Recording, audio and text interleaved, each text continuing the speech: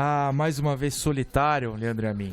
Akon é um clássico da música mundial. Amo com essa música maravilhosa. Eu sou Felipe Noronha e abro aqui após essa emocionante vinheta de Lonely, de Akon, o Padocast 24, sozinho, pois mais uma vez abandonado por ele. Não, você não tá falando sério. Tô falando sério. Você não tá falando sério. Estou falando sério.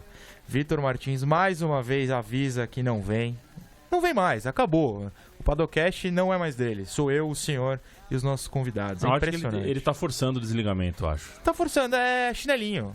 O DM do Grande Prêmio tá em conluio com essa pessoa, até porque ele é o chefe. Mas tudo bem, estamos aqui na Central 3, Leandro Amin abriu para mim com o maior prazer do mundo. E acho que assim, Leandro, o Vitor Martins sentiu o final do Padocast passado, no qual a gente falou que a gente estava bem pertinho de provar que ele não tinha mais espaço aqui. É a verdade. E estamos provando mais uma vez. Mas... E eu tenho a sensação que vai ser um dos melhores programas da história do automobilismo mundial. Espero que sim. Estamos aqui tentando fazer isso toda semana. Não, mas tudo bem. Vamos ao tema de hoje. O tema de hoje, prometido, é uma batalha. A batalha é Indy contra MotoGP. Mas por quê? Nossos ouvintes podem ficar sem entender, claro. O que uma coisa tem a ver com a outra? Absolutamente quase nada. Mas eu vou explicar. Fórmula 1, obviamente, é quem dá mais audiência ao Grande Prêmio. Lamentavelmente, porque eu cubro a Stock Car e gostaria de estar na frente, apesar de saber que é impossível. Mas normal, todo mundo foi ensinado no Brasil a se focar nela, que é a mais veloz, tudo isso aí, tá tudo bem. Mas a briga pela segunda posição no Grande Prêmio, em termos de audiência, é bem forte. Leandro Amin, não sei se você sabia disso. Não, informação não sabia. De bastidores. Que eu só posso revelar porque o chefe não tá aqui, senão ele poderia ficar bravo. Não veio, não me culpa. MotoGP a gente vem ali, né? Coladas uma na outra. A MotoGP usualmente tem vantagem.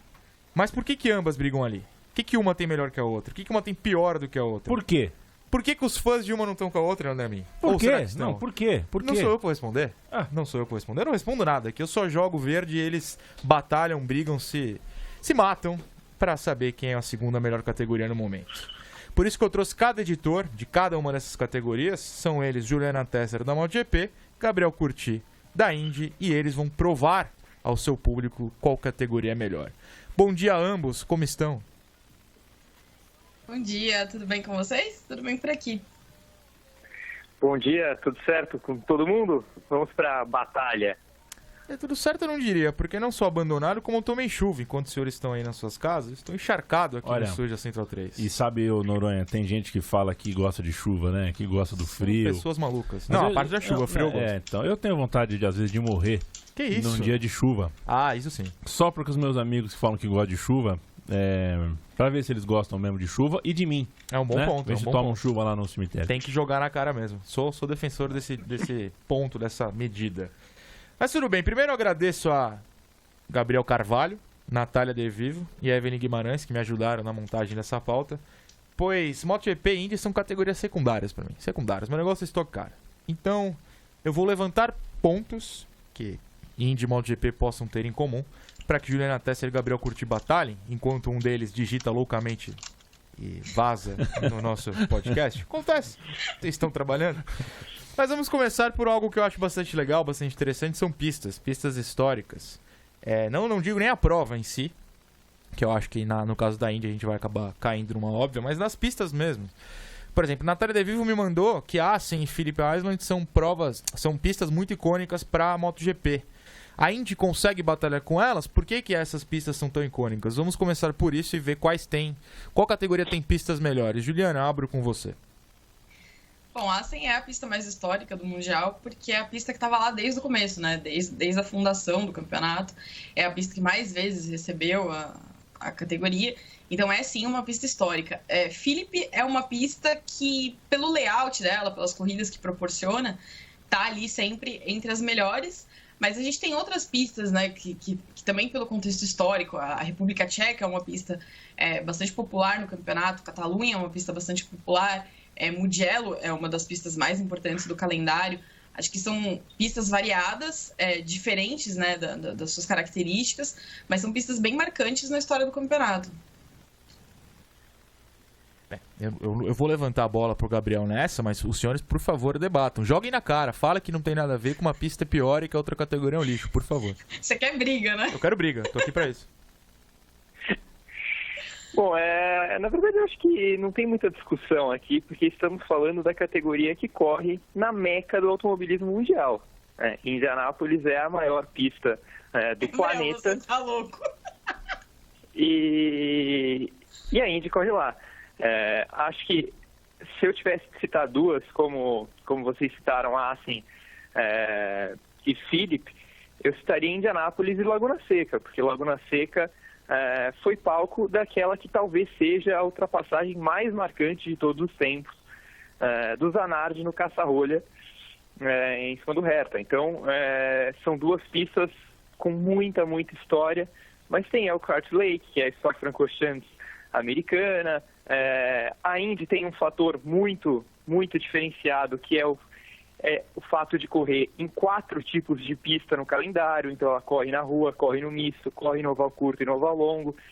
Eu acho que de pista a Indy está muito bem servida e tem para todos os gostos. Gabriel, eu admito a inveja por Laguna Seca, mas todo mundo sabe que a ultrapassagem mais histórica do saca-rolha é Valentino Rossi versus Casey Stoner. Você não tem chance nessa. Pronto. Bom, jogou a favor de Laguna Seca. Ponto para Indy. Peraí, eu disse que tem uma certa inveja, mas eu concordo. Eu devo dizer que a minha MotoGP está muito bem servida de circuitos. O próprio circuito do Qatar tem corridas legais, a Argentina é bacana, Misano é legal, Mugello é legal, Phillip é maravilhoso, o Phillip não entra em discussão, eu moraria em qualquer uma das curvas em dia de sol ou chuva, não tem o menor problema, aquilo lá é maravilhoso, acho que você não ganha essa. Eu sou obrigado a dizer que Phillip é maravilhoso em qualquer língua mesmo, é uma grande verdade, parabéns Juliana Tessa.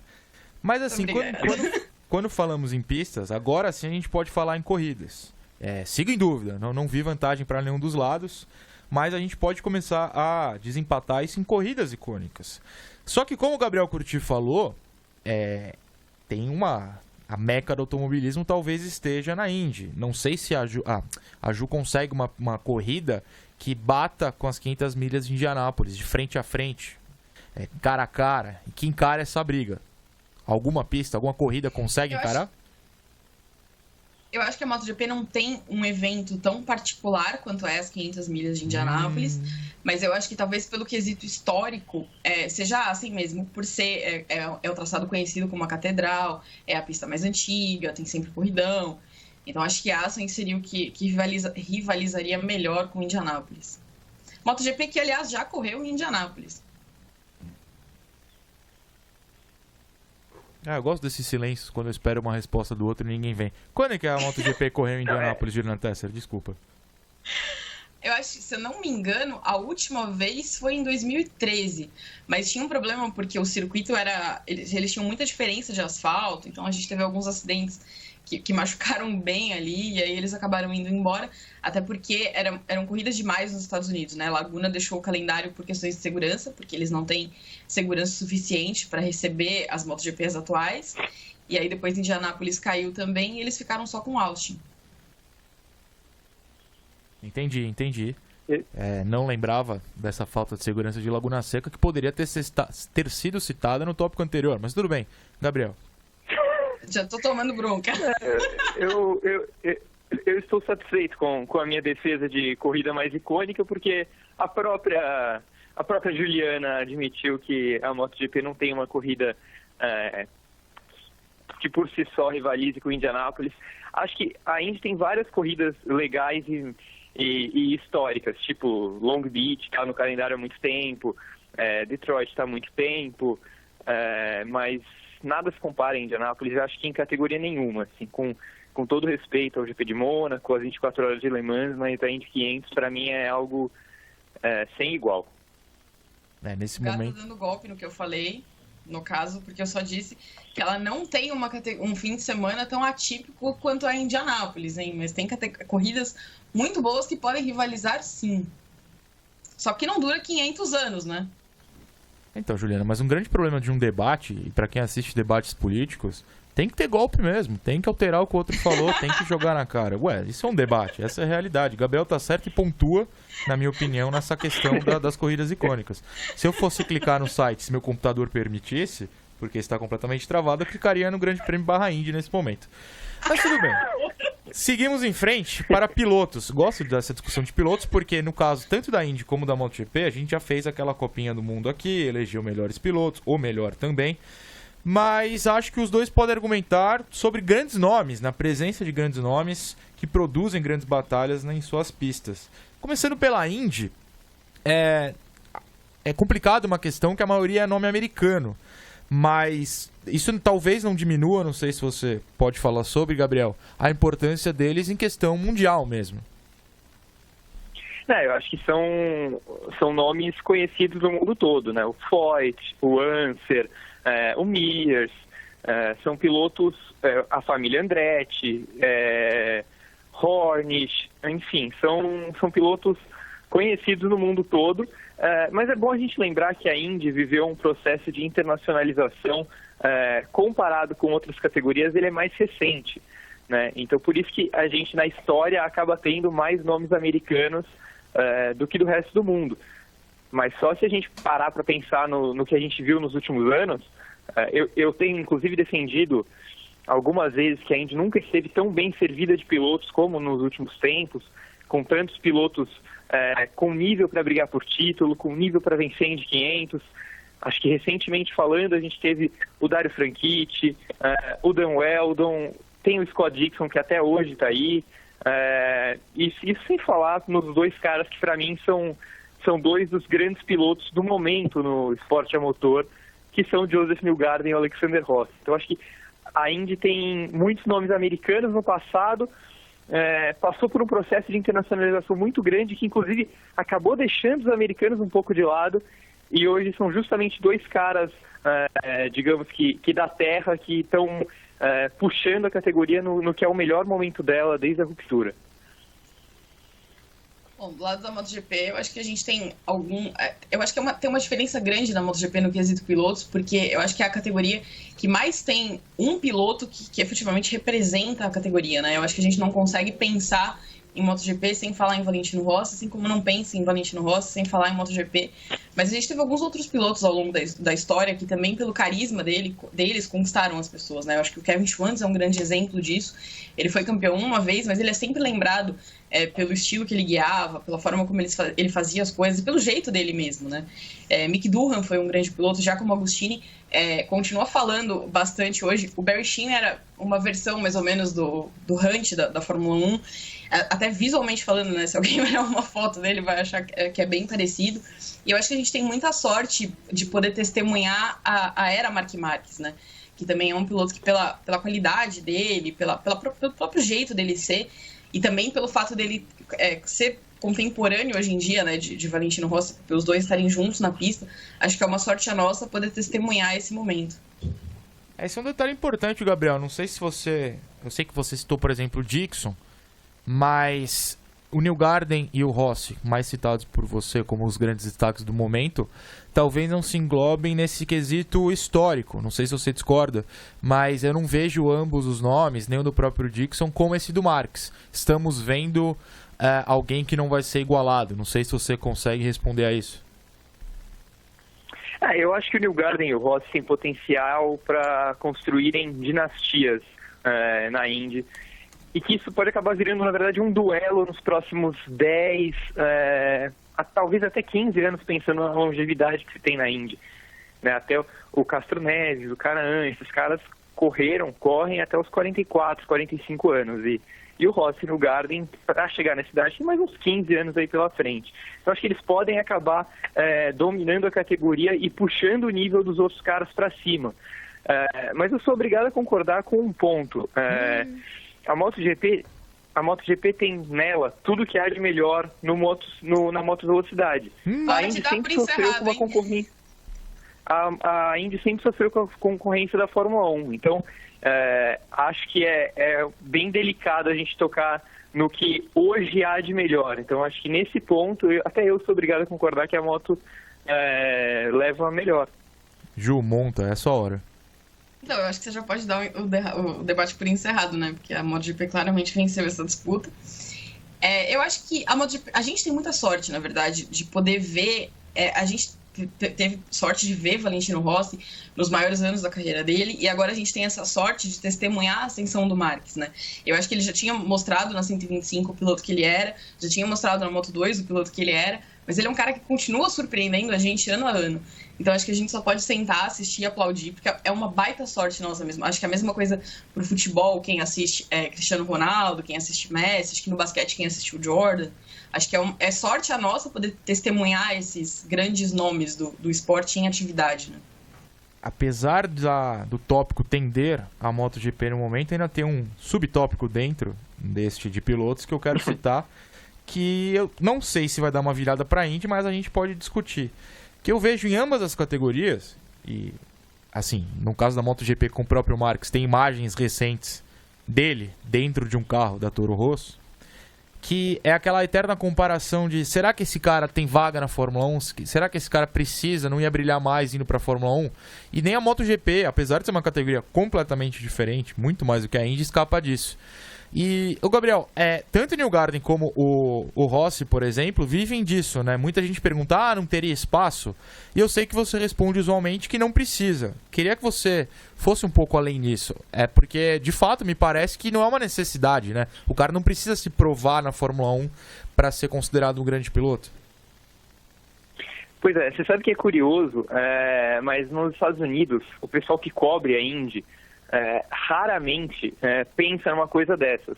Mesmo se tratando do Rossi, é um cara que veio da Europa para a Indy, né? Na real, ele é americano, mas ele fez o começo da carreira todo voltado para a Fórmula 1. Chegou lá pela Manor e aí chegou na Indy porque não tinha mais como se bancar na Fórmula 1, não tinha carro, enfim.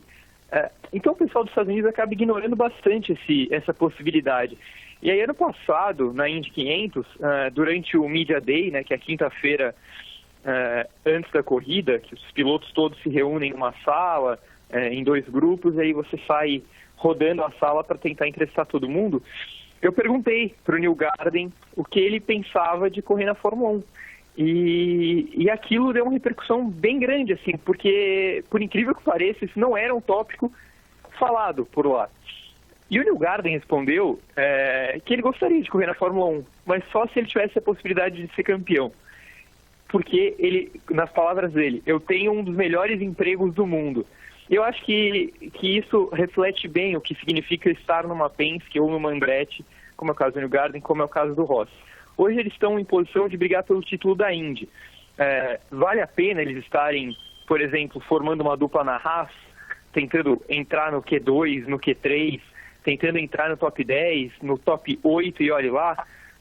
Acho que eles não precisam disso e seria desperdício de talento. A gente cansou de ver nomes bons na Fórmula 1 desperdiçados por carros ruins. Acho que eles acabariam sendo mais 2, já que as equipes de ponta nunca olham para categorias que estejam fora da Europa. Eu acho que assim como acontece com a Indy, isso não é um assunto muito frequente na MotoGP, né? Os pilotos se assumem fãs da Fórmula 1, acompanham, o Valentino, por exemplo, acompanha, o Quartararo tem estado em várias etapas esse ano, mas eu acho que isso não é um tema muito presente, né? Eu acho que a gente teve esse momento lá atrás, quando o Valentino testou a Ferrari, ele ficou meio em dúvida mesmo entre mudar e não mudar, e aí ele mesmo admite que o amor pela MotoGP falou mais alto, que o que ele ama mesmo fazer são as motos, e era isso que ele queria fazer.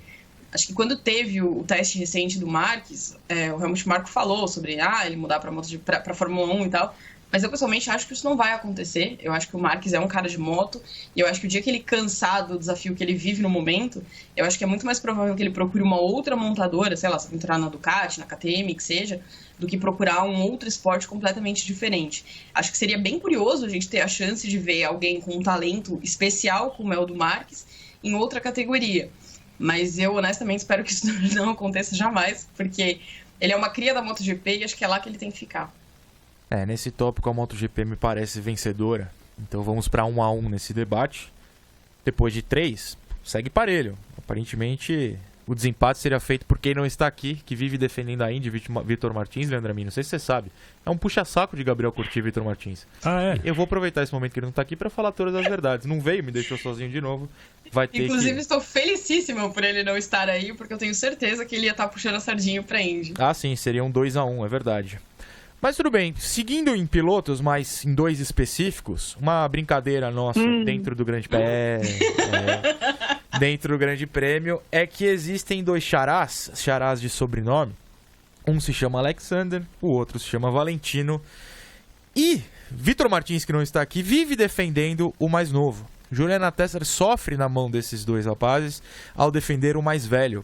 E eu não vou nem falar quem fala primeiro sobre. Vocês comecem a se digladiar. Quem é melhor, Valentino Rossi ou Alexander Rossi? Valentino, obviamente, eu acho que o Yamin pode ajudar muito a gente nesse momento, providenciando a trilha sonora do Sérgio Reis, porque, como bem dizia, né, panela velha é que faz comida boa. Eu acho que não tem nem como debater Alexander Rossi e Valentino Rossi. O Alexander pode viver um momento melhor, mas o histórico fala por si só, né? Eu acho que o Alexander ainda tem que comer muito feijão com arroz para poder um dia sonhar em rivalizar com o Valentino. Sobe a vinheta. Sabe aquela história do quem é melhor? Bom, eu levo muito em consideração o momento, né? Eu acho que se a gente for comparar... Quem vive de passado é museu, é isso? Não, mas aí tem uma quem vive de passado é museu. Mas aí tem uma questão da língua portuguesa, né? Quem é melhor e quem está melhor. Alexander pode estar melhor, Rossi é melhor. Não sei. Eu diria que o momento não tem a menor comparação, né? Porque o Rossi o Alexander disputou efetivamente o título da Indy no ano passado. No ano retrasado ele também teve chances até o final do campeonato. Esse ano ele disputa, é o único carro da Andretti com chances reais de título, então ele está batendo de frente com a Penske, que em geral é mais rápida, batendo de frente com o Dixon, que é um cara multicampeão da categoria, venceu a Indy 500, somou muito... Pois não. Mas conta uma coisa pra mim, são quantos títulos mundiais mesmo do Alexander? Não tem essa comparação. Então, né?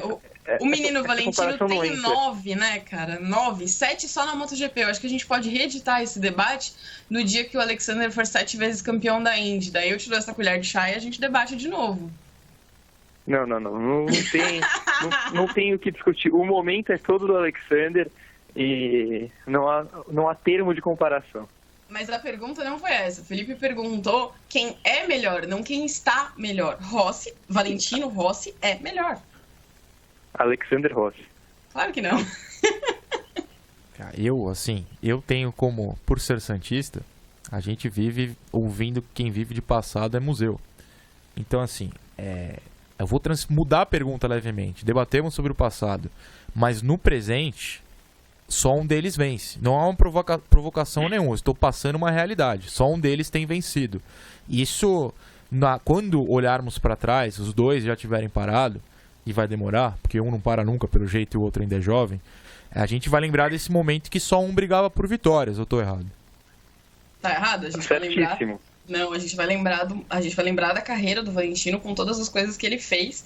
E a carreira do Valentino é maior do que a carreira do Alexander. Mas a carreira do Valentino hoje é uma carreira sem vitórias. É um cara que não vence, vai fazer parte. Mas você acabou de falar aí que a gente vai... Quando os dois pararem, a gente vai olhar pra trás. Então, mas essa parte vai fazer... Santos, você sabe disso. Mas quando a gente fala em Santos, a gente lembra do Pelé, a gente lembra até do Neymar, que são os caras que não estão mais lá hoje. Ninguém apaga o passado. Mas foi isso que eu falei, estou somando o presente a este passado. Exatamente. Na soma total, isso vai ser lembrado? Exatamente, a soma total do Valentino é amplamente superior à soma total do Alexander. Eu acho que no Padocast 645, quando os dois estiverem parados, a gente pode falar qual que é a melhor soma total. Mas hoje a carreira do Alexander ainda está bombando, está em construção e o momento é todo dele. Acho que não tem a menor dúvida disso.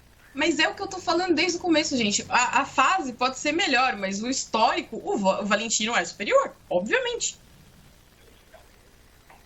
Olha, aí eu, como William Bonner desse debate, geralmente o Bonner tem um lado, né? Ele não esconde muito bem o lado. Eu vou me seguir neutro e vou dar empate nessa questão, pois não consegui me definir, não consegui me decidir também. Não sei se Leandro Amin conseguiu ver algum vitorioso. Eu não consegui. Empate. Seguiremos ao próximo tópico. Não, empate. Segue 1-1. A audiência da MotoGP e da Indy no site continua empatada. Mas eu vou levantar um tópico que pode desempatar, hein? Pode desempatar, porque é um ponto em que nem a Fórmula 1 vai bem. A Fórmula 1 a gente conhece, é uma categoria que hoje não tem briga por vitória.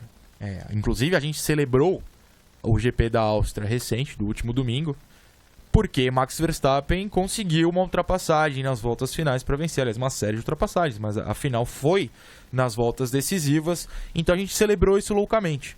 Mas na Indy e na MotoGP, a gente vê essa briga muito mais constantemente do que na Fórmula 1. Em termos de audiência, isso reflete no Grande Prêmio. O pessoal quer ler notícias sobre briga por vitória até o final. E assim, de cabeça, a MotoGP consegue argumentar até que a Moto3 passam 42 pilotos que ninguém sabe o nome ao mesmo tempo na linha de chegada. A Moto2 passam uns 10. E na MotoGP constantemente tem 2 ali brigando. Na Indy eu não vou falar que tem 40, mas há uma briga até o final. Eu queria que vocês me convencessem quem é que tem mais briga com mais pilotos até o final, de forma mais emocionante até a bandeirada. MotoGP, acho que não tem. Não. Essa me desculpa, mas se eu pude dar a vitória à minha adversária na outra categoria, reconhecer que naquele tópico ela era melhor, nesse não tenho a menor dúvida. A Indy, para começar, que ela tem 3 equipes ditas como gigantes, e só aí já são 9 carros com chance de vitória real. E você vê que todo ano uma Schmidt-Peterson ganha corrida, uma Rahal ganha corrida, uma Dale Coyne ganha corrida. Então, sem nenhum tipo de exagero, 15 carros podem ganhar a corrida na Indy. É claro que o título acaba ficando entre 3, 4, mas corrida mesmo, vitória, disputa até o final, sempre tem pelo menos 5 carros com chances muito boas de vencer cada corrida. Então, acho que nesse tópico não há nem discussão. Em oval, então, nem se fala.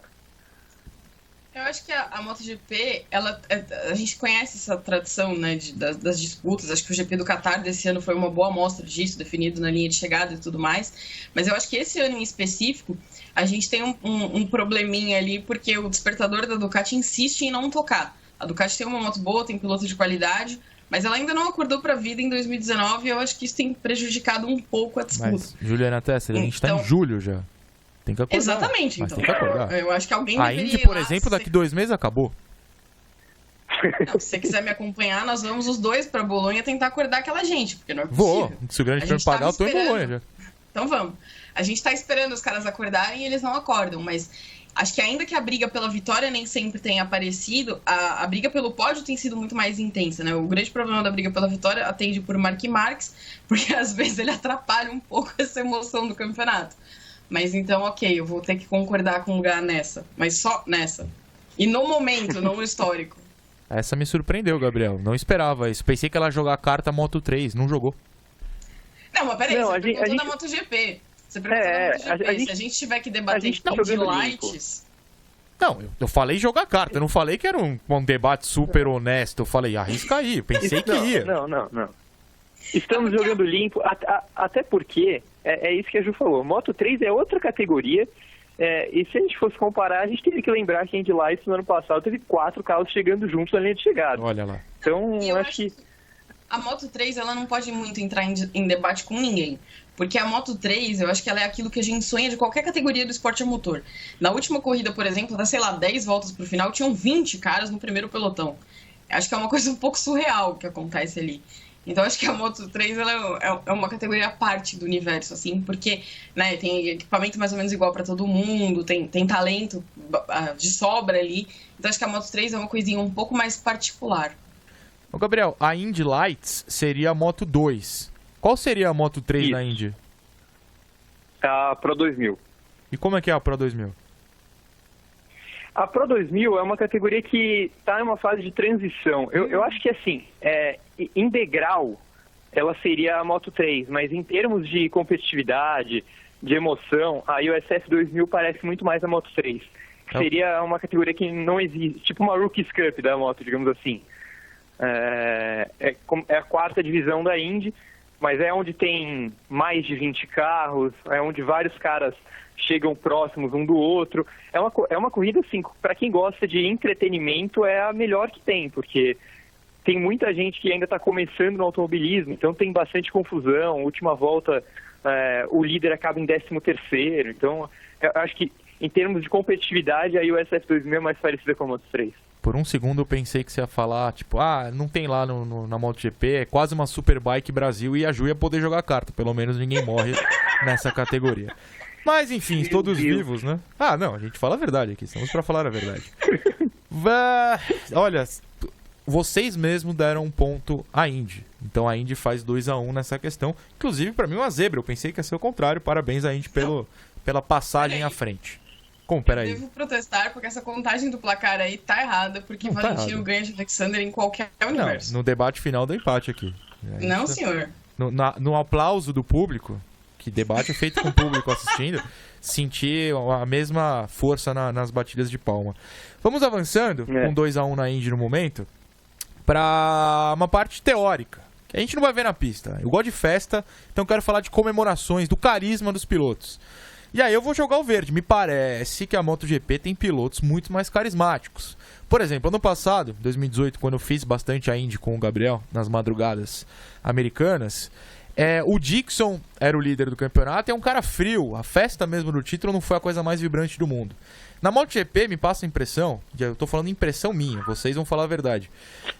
O cara vence qualquer corridinha, já é o título mundial, Copa do Mundo. É uma festa muito mais animada. Posso estar errado, é apenas minha impressão.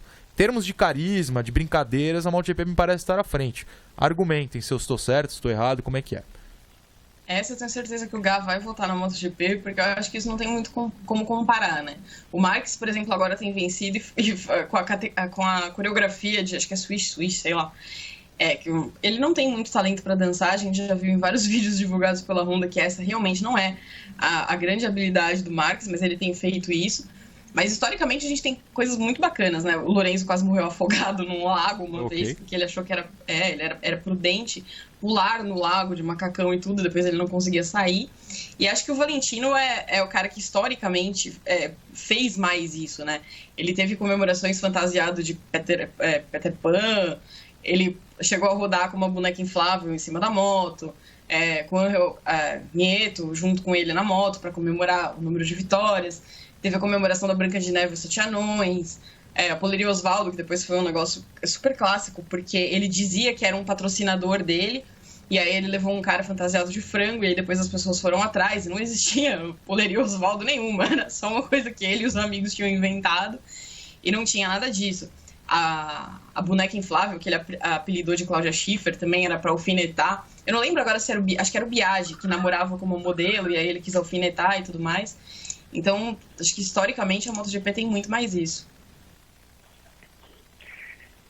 Eu acho as comemorações da MotoGP realmente muito legais, inclusive aquela do Marques do ano passado, comemorando o título, foi genial. Mas eu não acho que a Indy perca muito nesse ponto. Eu lembro, por exemplo, no ano passado, em Toronto, quando o Vikings e o Hinchcliffe fizeram uma espécie de volta olímpica para celebrar o bom resultado em casa, ou então Detroit, que é a minha favorita, porque tem uma fonte, e os pilotos simplesmente se jogam lá e começam a nadar. Acho bastante engraçado. O Hunter Ray quase quebrou o ombro ano passado. E, bom, eu acho que em termos de carisma, em comemoração, pode ser que realmente a moto tenha mais espaço para fazer isso, porque ainda tem um problema de contrato televisivo em que o piloto tem que ficar sentado no carro até voltar do comercial. E eu acho que isso acaba tolhindo um pouco o cara de ter uma reação mais espontânea. E aí, depois que a transmissão acaba, é que as coisas mais legais acontecem. Tipo o chapéu de cowboy com tiro pro alto no Texas, o mergulho na fonte. Enfim, acho que carisma os pilotos da Indy têm bastante, principalmente o Newgarden, um cara que está sempre fazendo palhaçada, sempre fazendo interação com o público, divulgando bem a categoria, mas na comemoração logo pós-corrida, esse intervalo comercial e a obrigatoriedade de ficar no carro para voltar mostrando o cara saindo do carro, acaba matando um pouco isso na Indy. E você Ponto citou claro tiros. vai para a MotoGP. Ponto claro vai para a MotoGP, porque além de ter os pilotos carismáticos, Juliana, você não é a chefe do debate, Juliana. Juliana. Sabe que ganha liberdade. Juliana, você não é a chefe do argumento. debate. Juliana, você não pode falar ponto para a MotoGP, Juliana. Você não tem direito de falar isso, Tá Juliana. bom. Vamos manter a conduta? Obrigado.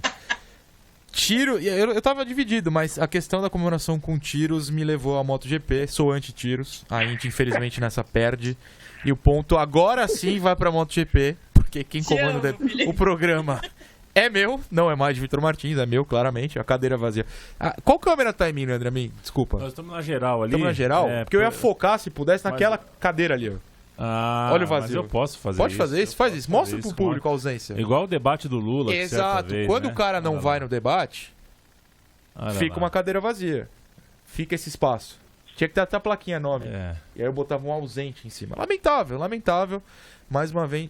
Me lembra alguém no segundo turno de 2018 que simplesmente não ia. Simplesmente não ia nunca. Vitor Martins. Lamentável a postura. Mas enfim, continuando, faltam aqui poucos tópicos. O empate em 2-2 está rolando nessa batalha maravilhosa entre entre Indy e MotoGP. Não fala o nome dessa maledeta. Não gosto. Também não sou fã. Não atrai. Também não sou fã. E agora uma parte mais técnica, e aí eu já não entendo nada mesmo. Coisas técnicas não são comigo. Natália De Vivo me passou que, por exemplo, a MotoGP tem mais liberdade, segundo ela, de desenvolvimento de motor nos testes com os pilotos. Por exemplo, na Fórmula 1 é tudo travado. Na MotoGP ela me citou que tem mais abertura. É mais fácil de atrair fábricas, por exemplo, e aumentaria a competitividade. Eu não sei como é na Indy. Então eu vou começar esse tópico com o Gabriel. Qual que é melhor nesse quesito? Quem que leva carros mais desenvolvidos, carros e motos no caso, mais desenvolvidos? Quem tem mais liberdade? Como é que funciona? Eu acho que a Indy tem um ponto muito positivo, que os carros são padronizados, né? Os kits aerodinâmicos são universais. Isso é uma coisa que mudou de 2 anos para cá. Anteriormente, a Honda e a Chevrolet produziam seus próprios kits, e isso era um fator que acabava afastando outras fabricantes de entrarem na categoria, porque os custos eram muito maiores. Não era simplesmente você ter um motor. O motor da Indy é muito mais barato do que o da Fórmula 1, por exemplo, mas além do motor, você tinha que construir o kit inteiro. E para você acertar a aerodinâmica é uma coisa muito complicada. Tanto que a gente vê a Chevrolet melhor do que a Honda em vários dos últimos anos. Quando padronizaram, não só aumentou a competitividade, e aí a diferença entre Honda e Chevrolet, ela é muito pequena, ela é muito delicada, tanto em oval quanto no circuito de rua, nos mistos. Mas não só isso. O que a gente mais vê é notícia de fabricantes querendo entrar na categoria. E a princípio, nos próximos 2 ou 3 anos, a Indy deve receber mais pelo menos 1 ou 2 fabricantes. Então, aumenta o leque de montadoras, aumenta a visibilidade, provavelmente aumenta o número de equipes. Então, acho que nesse ponto a Indy está conseguindo atrair muito bem as fábricas também. Eu acho que é um tópico onde as duas são muito diferentes, né? Porque a MotoGP tem a individualidade de cada equipe, mas ela criou um formato, um regulamento que atraiu as fábricas, né? A entrada da KTM e da Aprilia, por exemplo, é um resultado direto disso e que permite que elas se desenvolvam. Acho que a gente vê isso muito claramente com a Suzuki. Como esse regulamento não congela os motores de todo mundo, hoje, por exemplo, no grid, das 6 construtoras, 3 têm motores congelados, que são Yamaha, Honda e Ducati, e 3 têm motores descongelados, Aprilia, KTM e Suzuki. Aliás, não, a Suzuki não está com concessão. A Suzuki esse ano são 4 congelados e 2 não. Eles vai dando essa chance, né, do cara poder se desenvolver, que eu acho que isso é uma coisa que a gente poderia ver ter muito efeito na Fórmula 1, mas acho que são mundos muito diferentes para a gente comparar nesse sentido Indy e MotoGP. Tem um negócio que me interessa também, é que na Indy, por exemplo, tem esse revezamento de pilotos. Na MotoGP não tem tanto, mas eu sempre vejo, por exemplo, ano passado, aquele turco lá que entrou no final da temporada, na última corrida, tem entradas aleatórias no meio do ano, em algumas corridas específicas, eu acho legal. Me parece que na Indy tem mais essa liberdade, não sei se estou certo. Sim. Na Indy você não tem um negócio de ser obrigado a manter o cara fixo, nem assim, você já assina o contrato no começo do ano, muitas equipes, por exemplo, a Carlin, eu vou dar como exemplo, o Pato O'Ward assinou o contrato no começo do ano para correr 12 etapas, e as outras o Charlie Kimball andaria. Além disso, por exemplo, acontece algo como o Pato foi chamado pela Red Bull, então o Sage Karan entra no lugar dele. Outras equipes menores, a Meyer Shank, a Juncos, elas podem fazer determinadas corridas no ano, 3, 4, 5, a Meyer Shank esse ano vai fazer mais de 10. Então você não tem essa obrigatoriedade de fazer o campeonato todo, nem todas as equipes, nem todos os pilotos. Acho que acaba abrindo para mais gente e se adaptando à categoria até chegar no ideal na temporada completa. Na MotoGP a gente tem algumas substituições em questão de lesão, né? Como a gente viu com a Tech 3, por exemplo, há uns anos atrás, que veio o Alex Lowes e o Michael van der Mark para substituir e tudo mais, para correr por conta de lesão.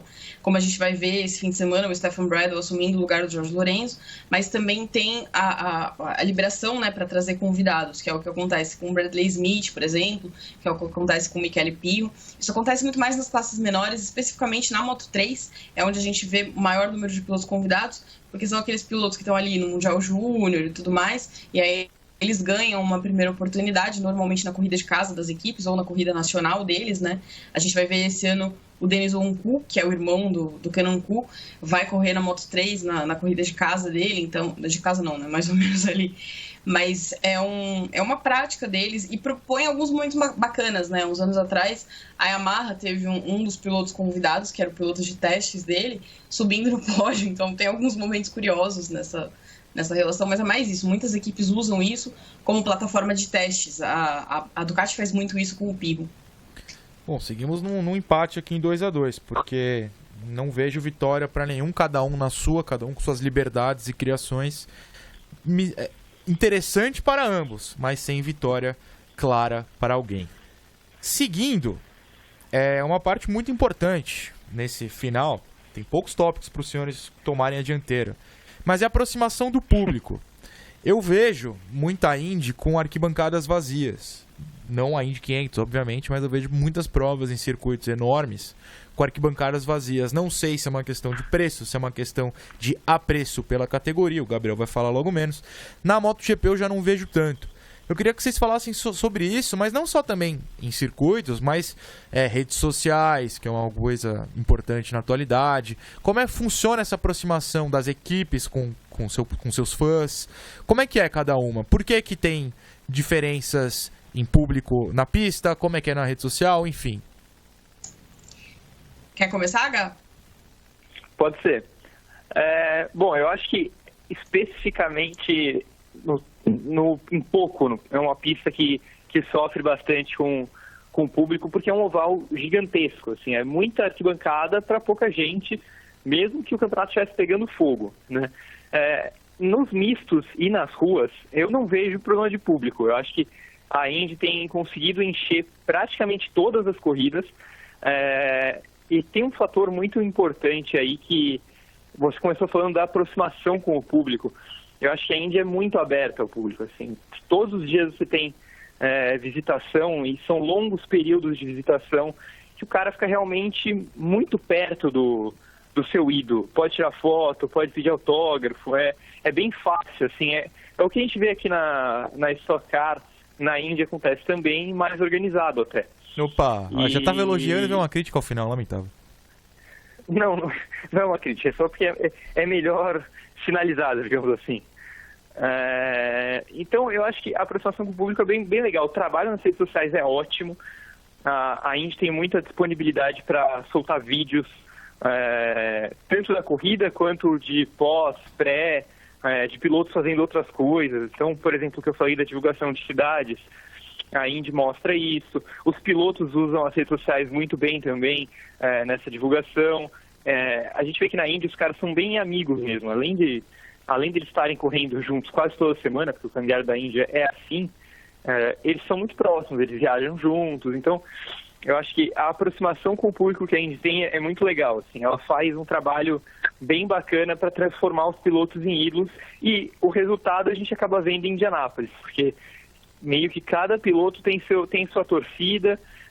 A gente vê pela reação do público a cada volta na classificação, o carinho que eles têm por cada um dos 33 ou 36 nesse ano. Então, acho que a Indy consegue aproximar muito bem os fãs dos ídolos. Acho que acontece uma coisa parecida na MotoGP, né? Se a gente falar em termos de público em corrida, eu acho que a corrida de menor audiência, acho que os números mostram isso, que a menor audiência vem do Qatar, porque é uma coisa porque não tem gente lá, né? sim. Não existem pessoas no Qatar. E também porque E também porque o Qatar não é muito... Eles não estão ali pra lotar o estádio, né? Tipo, o autódromo. Não é pra isso que eles estão lá, tipo. Eles estão lá pra mostrar o país deles e tudo mais, mas eles não têm efetivamente esse interesse em vender ingressos e tudo mais. Não é o ponto deles. Mas eu acho que uma coisa que eu acho muito bacana na MotoGP é que os próprios lugares para onde eles levam as corridas tem esse apelo com o público. A Tailândia, por exemplo, entrou no calendário muito mais pela paixão das pessoas, pelas motos, é um mercado importante para a indústria, mas muito mais pelo interesse. Se a gente olhar, se você pesquisar a MotoGP no Twitter, por exemplo, você vai ver que Malai e o Indonésio tá falando de MotoGP o tempo inteiro. E são os lugares onde a gente vê o público mais apaixonado e tal. A corrida da Argentina caiu bem nos braços do público. E aí, assim, falando da relação direta com o espectador, quando eu fui pra Argentina em 2014, teve uma menina de público mesmo que tentou beijar o Marques, né? Eu também tentaria, normal. Ela efetivamente... então, ela é tão próximo que tava, ela tentou a sorte. Quando eu tava em Valência, teve um dia que nem eu consegui sair da sala de imprensa. Eu pensei que você ia falar, nem eu consegui beijar o Marques. Não. Nem eu consegui sair da sala de imprensa, porque o Marques foi cercado por um monte de criança na saída da sala de imprensa. Então não tinha como sair do lugar, nem ele, nem eu. Eu tava presa lá porque tava tudo fechado. Então acho que é uma categoria que permite mais essa aproximação. E uma coisa que eu acho que é super bacana que a MotoGP tem feito, desde o ano passado, no fim das coletivas, eles mesmos selecionam perguntas enviadas pelos fãs, pelas redes sociais, e aí eles questionam os pilotos com coisas que o público quer saber, né? Que são coisas absolutamente diferentes daquilo que o jornalista pergunta. Já perguntaram para o piloto se os pilotos fossem recheio de pizza, qual recheio eles seriam. São as coisas mais absurdas possíveis, mas acabam saindo algumas coisas interessantes, né? Então, acho que isso é um ponto super positivo da MotoGP, porque ela também se preocupa em trazer o fã para dentro do espetáculo. Juliana Tesser, se a MotoGP fosse um recheio de pizza, qual ela seria? Vixe, Maria. Aí eu tenho que pensar na minha pizza preferida. Acho que... tem uma pizza aqui perto de casa que chama Catucaju. Sem propaganda. É catupiry... Não vou falar o nome, prometo. É catupiry, tem bacon, castanha de caju e gergelim. Então acho que a MotoGP é isso. Não, isso me parece muito estranho. Gabriel, a Indy seria qual recheio de pizza? A Índia é mais tradicional, é calabresa, sem invenções, sem catu pra caju. Tem mussarela nessa calabresa ou é só calabresa? O Gabriel não gosta de queijo. É verdade. Calabresa. Tem ketchup. Nossa, que ketchup.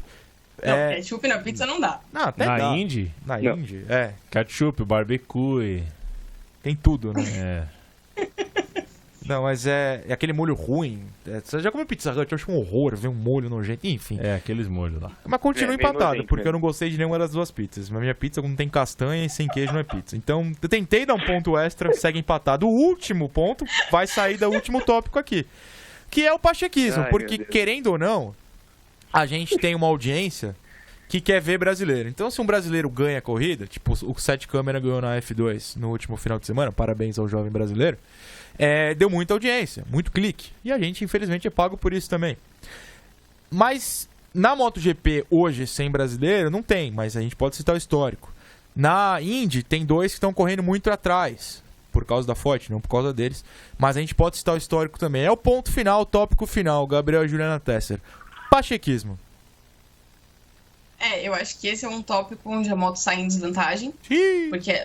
então. Eu achei sacanagem ter ficado isso pro final e chegado no empate. Porque a gente vem de um país onde a cultura automobilística é maior do que a cultura motociclística, né? Então a gente Como teve assim, campeões, Superbike Brasil bombando aí? Quase mas não literalmente, serve. mas... Então, mas não serve pra formar piloto, né? Até porque não... Hoje em dia a gente até tem mais alguns brasileiros fora, como é o caso dos irmãos Kawakami, por exemplo, mas é conheço um déficit outros, né? muito grande. Também. Mas tô falando mais, assim, de molecadinha mais jovem. Mas acho que o grande expoente nacional do motociclismo é o Alexandre Barros, e eu acho que o cenário do motociclismo teria sido diferente se o Alex tivesse sido campeão. Pessoalmente, eu acho que o Alex teve uma baita de uma carreira, ele venceu corridas na MotoGP e tudo mais, defendeu fábricas importantes e tudo mais, mas é aquela cultura nacional, né? O brasileiro, ele não gosta de esporte, ele gosta de vencer.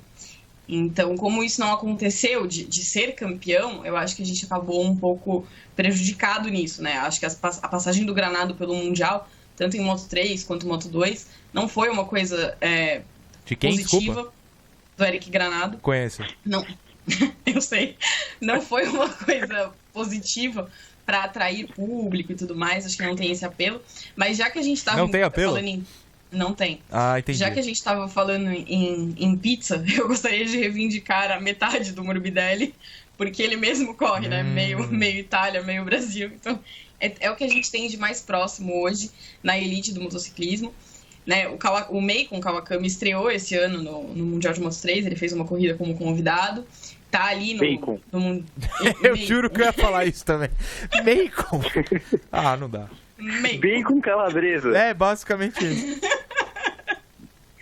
Então, ele fez a estreia no Mundial, mas acho que é muito pela cultura nacional, né? O automobilismo é um esporte onde o nosso histórico serviu mais... É muito mais fácil você encontrar uma corrida de kart do que uma corrida de minimoto, por exemplo. Né? A base brasileira de motociclismo é muito ruim ainda. Então, se a gente não tem base, a gente não forma piloto. Se a gente não forma piloto, não tem brasileiro na MotoGP.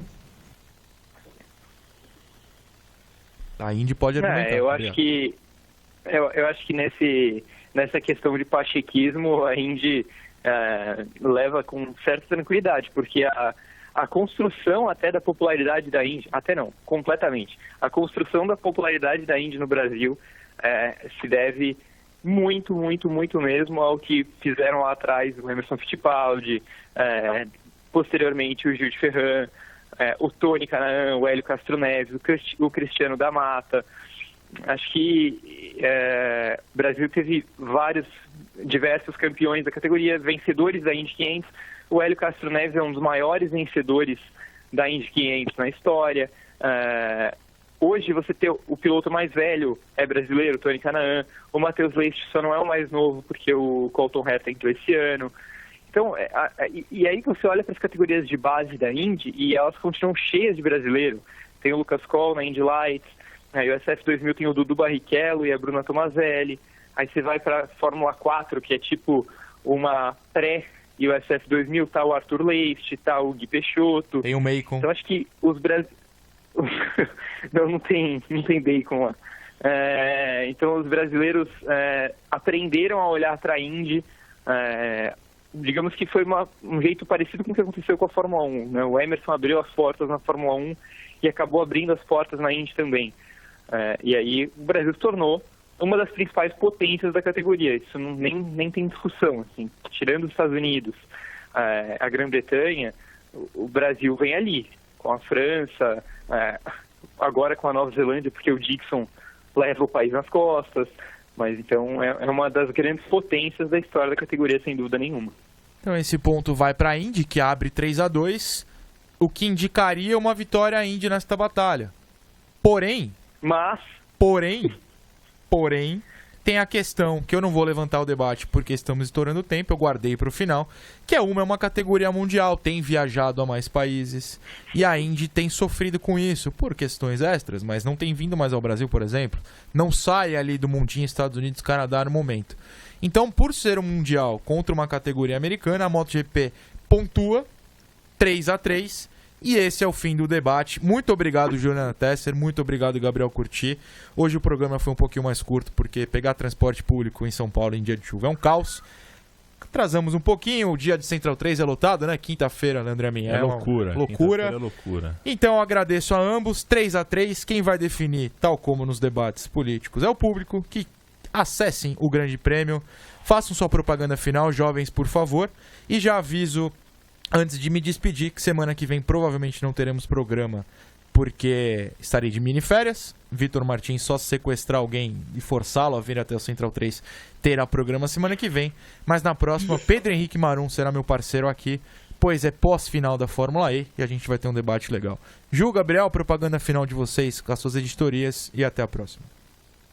Bom, fim de semana de GP da Alemanha. É uma corrida tradicionalmente favorável ao Marx, porque é um circuito para a esquerda, mas é um lugar onde tem boas corridas. A gente também tem a estreia da Copa do Mundo de Moto E, então é um fim de semana para a gente ficar ligadinho para ver como é que vai ser essa nova categoria. Vai ter tudo no Grande Prêmio, pode acompanhar. E Fê, eu vou te levar para comer catucaju para você ver que eu não sou maluca. Beijo, gente. Prefiro bacon. Tem bacon. Bom, o Gabriel aparentemente não vai... Ah, obrigado. Não, estou aqui. Eu agradeço a oportunidade de defender essa categoria que eu amo tanto, que é a Indy. Agradecer também a Ju pelo debate sadio, ao Felipe Noronha por ser um mediador justo, né? Sem tomar posições. Mas, enfim, continuem ligados na cobertura da Indy, que apesar desse calendário doido, a gente ainda tem muita coisa legal vindo por aí. Semana que vem tem Toronto, e aí começa de novo uma mini maratoninha de corridas, e aí até terminar daqui a 2 meses em Laguna Seca. Como o Noronha falou, a Indy sofre de não poder expandir por causa da NFL, né? A Indy foge da NFL e acaba tendo que fazer tudo muito espremido. Mas é um trato muito legal. Acessem grandepremio.com.br/Indy, acessem também grandepremio.com.br/MotoGP, que as meninas fazem uma cobertura muito legal. E, enfim, obrigado pela audiência, valeu pelo convite e até a próxima. Muito obrigado, Gá. Estaremos na Central 3 daqui 2 semanas, ao menos eu. Será que Vitor Martins vem semana que vem sozinho, Leandro Min? Eu não aposto um tostão furado. Eu também não. Sobe a vinhetinha e voltemos.